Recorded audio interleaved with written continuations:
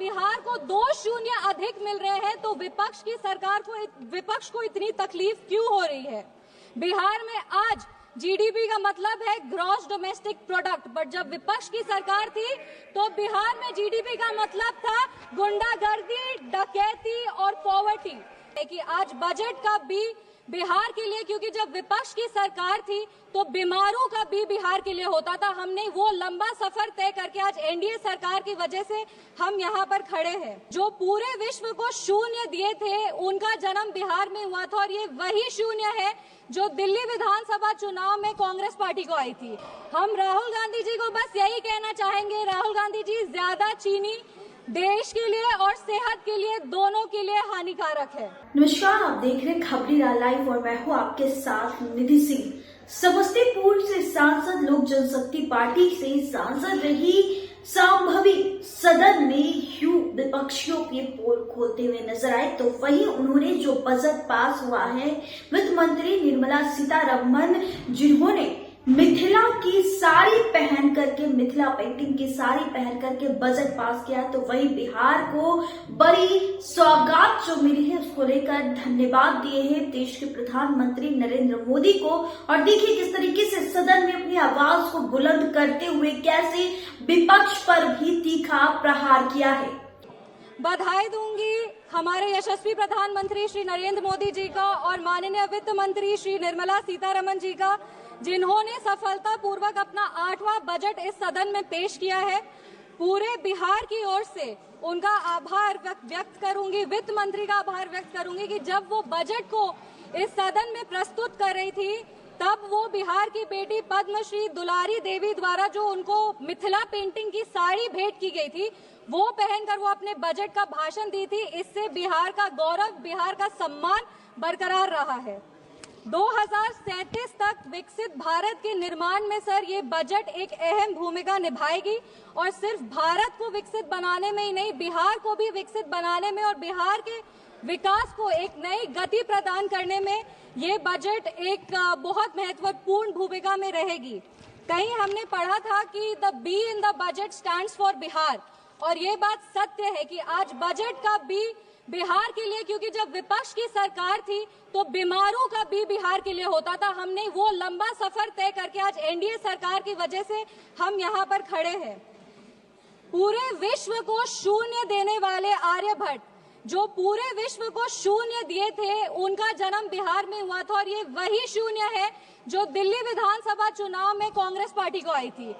और अगर आज बिहार को 2-0 अधिक मिल रहे हैं तो विपक्ष को इतनी तकलीफ क्यों हो रही है? जिस सरकार ने बिहार में विकास लाए हैं, बिहार हमेशा उनका आभारी रहेगा। हम उस बिहार की बेटी हैं सर जो इस देश की रीढ़ की हड्डी है। वो चाहे आपके कॉर्पोरेट सेक्टर्स हो, वो चाहे आपके सॉफ्टवेयर आईटीज हो, वो आपके इंफ्रास्ट्रक्चर को खड़ा करने वाले मजदूर हो, वो आपके घर के सहयोगी हाथ हो। हर घर में सर एक बिहारी है, आपके घर को घर बनाने वाला आदमी बिहारी है। बिहार का उत्थान अब अडिग है और बिहार के विकास में अब कोई भी बाधा नहीं आएगी। रीजनल फेवरेटिज्म की बात करते हैं सर, 2004 में डीएमके पार्टी के समर्थन के लिए तमिल को क्लासिकल लैंग्वेज घोषित कर दिया गया था और उसके लिए एक यूनिवर्सिटी की स्थापना भी की थी। तब बिहार वासी को और बिहारियों को कोई दिक्कत नहीं था, पर आज जब बिहार को ज्यादा मिल रहा है तो विपक्ष को इतनी तकलीफ क्यों हो रही है? बिहार में आज जीडीपी का मतलब है ग्रॉस डोमेस्टिक प्रोडक्ट, बट जब विपक्ष की सरकार थी तो बिहार में जीडीपी का मतलब था गुंडागर्दी, डकैती और पॉवर्टी। हम बिहार में जमीनी स्तर पे काम करते हैं, इन लोगों ने बिहार में जमीन हड़पने के लिए काम किया है। हम दोनों में बस यही अंतर है। संविधान विरोधी कहते हैं और नेता प्रतिपक्ष भी जब राष्ट्रपति अभिभाषण के धन्यवाद प्रस्ताव में बोल रहे थे तो जितने बार उन्होंने भारत का नाम नहीं लिया था उससे ज्यादा वो चाइना के बारे में बात कर रहे थे। और ये इनका एक ट्रेडिशन रहा है कि चाइना के मॉडल से ये बहुत प्रभावित रहते। नेशनल एडवाइजरी काउंसिल भी चाइना से प्रेरणा लेकर के ही स्थापित की गई थी। हम राहुल गांधी जी को बस यही कहना चाहेंगे, राहुल गांधी जी, ज्यादा चीनी देश के लिए और सेहत के लिए, दोनों के लिए हानिकारक है। इंडिया अलायंस को देखते हैं सर तो एक गाना याद आता है, इंडिया अलायंस को देखते हैं तो एक गाना याद आता है, देख जमाने की यारी बिछड़े सभी बारी बारी।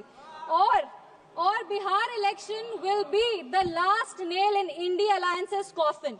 इसके बाद इंडिया अलायंस वैसे ही इस धरती पर से विलुप्त हो जाएगा जैसे किसी समय में डायनासोर हुए थे। अगर हम बजट की बात करें तो वित्त मंत्री जी ने 50 लाख करोड़ का बजट दिया है, जिसमें 11,21,000 जो है वो कैपिटल एक्सपेंडिचर है। ये हमारे देश के निर्माण में एक अहम भूमिका निभाएगी। वित्त मंत्री जी ने अपनी भाषण की शुरुआत ही सरकार के एफर्ट्स को रेखांकित करते हुए कहा कि इस बजट का फोकस्ड ग्रोथ पे है, इंक्लूसिव डेवलपमेंट पे है, प्राइवेट सेक्टर इन्वेस्टमेंट पे है और enhancing spending power of India's riding middle class पे है।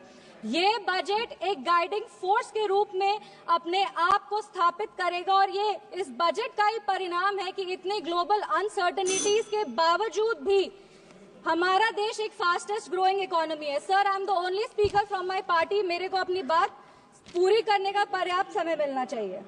No nation can prosper without respecting its farmers. किसान हमारे अन्नदाता है, अन्नपूर्णा देवी का साक्षात स्वरूप हमारे किसान है। काफी सारी ऐसी योजनाएं जो आत्मनिर्भर विचारधारा से किसानों को सशक्त करने के लिए लिया जा रहा है। प्रधानमंत्री धन धान्य कृषि योजना हो, जो 100 जिले जिसमें कम उत्पाद होते हैं वहां पर लगभग 150 करोड़ किसानों को ये योजना जो है वो फायदा देगी। वो फसल विविधीकरण हो, सिंचाई हो या ऋण उपलब्ध कराना हो, इस योजना के तहत किसानों को सशक्त किया जाएगा। Rural prosperity and resilience programme के तहत ग्रामीण क्षेत्रों को मजबूत किया जाएगा। आर्थिक रूप से उनका सशक्तिकरण होगा। आत्मनिर्भरता in pulses. Sir, I am the only speaker from my party. Sir, I have enough time, I know. Mission for आत्मनिर्भरता इन पल्सेस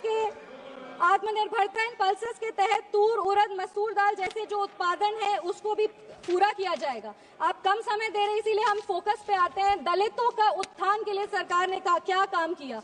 पद्मश्री आचार्य किशोर कुणाल ने अपनी किताब दलित देवो भव में लिखा था, जिस दिन समता की आधारशिला पर बनेगा सुदृढ़ वितान, धन्य होगा यह देश और संगठन हमारा होगा अत्यंत महान।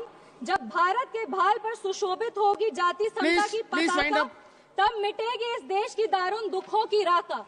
इसी को आधारशिला बनाते हुए एक second sir, let me complete. इसी को अपनी आधारशिला बनाते हुए दलितों के लिए बहुत काम हुआ। उसके कुछ आंकड़े हैं जो हम पेश करना चाहेंगे। महिलाओं को जो महिलाएं अनुसूचित जाति जनजाति से आती है उनको पहली बार ऐसी 5 लाख फर्स्ट टाइम एंटरप्रेन्योर्स होंगे जिनको 5 साल में 2 करोड़ की राशि दी जाएगी। दलितों के लिए जो बच्चे हैं जो पढ़ाई कर रहे हैं उनके लिए पोस्ट मैट्रिक स्कॉलरशिप प्रोग्राम है और प्री मैट्रिक स्कॉलरशिप प्रोग्राम है। Please conclude please. स्कीम के तहत 2024 में लगभग 4.5 लाख ऐसी छात्रों को 5 करोड़ की छात्रवृत्ति वितरित की गई है और प्री मैट्रिक स्कॉलरशिप स्कीम के तहत 18 लाख छात्रों को 437 करोड़ की राशि दी गई है। सर, अनुसूचित जनजाति बिहार में लगातार जातियों को सिर्फ राजनीतिक लाभ के लिए इस्तेमाल किया गया था जब विपक्ष की सरकार थी। इंदिरा गांधी जी बेलची गांव गई थी हाथी पे चढ़कर, उसके बाद भी उन्होंने सिर्फ और सिर्फ उनके लाभ के लिए दलितों को प्रताड़ित किया गया। जब लालू यादव जी आज समाजवाद पे बहुत लंबे भाषण देते हैं, पर ये बात सत्य है कि अगर सबसे ज्यादा दलित को प्रताड़ित किया गया था तो वो उन्हीं की शासनकाल में किया गया था। हम अपने राष्ट्रीय अध्यक्ष श्री चिराग पासवान जी का आभार व्यक्त करते हैं जिनके प्रयासों सर 5 मिनट्स जिनके प्रयासों की वजह से आज निफ्टन जैसे जो इंस्टीट्यूट है वो बिहार में आ रहे हैं और आने वाले समय में बिहार ईस्टर्न हब में एक जो फूड प्रोसेसिंग है उसका एक नोड बनेगा। आईआईटी पटना को विस्तृत किया जाएगा। Sir 2 minute. Thank you. Sir please 4 पंक्ति पढ़कर हम अपने वाणी को विराम दे रहे हैं। सर, बिहार के गौरव को और बिहार की जो इतिहास रहा है उसको बार बार इस सदन में उछाला जाता है। बिहार के खिलाफ कई सारी बात विपक्ष कहते हैं। 5 पंक्ति सर हम पढ़ेंगे। चाणक्य सा ज्ञानी हूँ मैं, जनक सा स्वाभिमानी हूँ मैं, मांझी सा जिद्दी हूँ मैं, बोध गया में सिद्धि हूँ मैं, आर्यभट्ट सा गणितज्ञ हूँ मैं, डॉक्टर राजेंद्र प्रसाद सा राजनीतिज्ञ हूँ मैं, श्री कल्याण बनर्जी शेर का दहाड़ हूँ मैं, श्री कल्याण बनर्जी हाँ बिहार हूँ मैं, मिथिला की मिठास हूँ मैं, वैशाली का इतिहास हूँ श्री मैं, कल्याण बनर्जी, मगध का sir nothing will go on record except Kalyan Banerjee. साम्राज्य। तो आपने संभवी चौधरी को इस रिपोर्ट में सुना। उन्होंने सीधे तौर पे कहा कि जीरो का निर्माण करने वाले हमारे बिहार से ही आर्यभट्ट निकले हैं, जो वही जीरो दिल्ली में कांग्रेस को मिली है। और अब बात करते हैं बिहार की तरक्की की, तो बिहार की तरक्की पर उन्होंने सीधे तौर पर देश के प्रधानमंत्री नरेंद्र मोदी को धन्यवाद दिया है और कैसे कहा कि विपक्ष जब पहले सत्ता पर थे और आज हम सत्ता पर है, तो आप देखिए कितनी ज्यादा तरक्की हो रही है।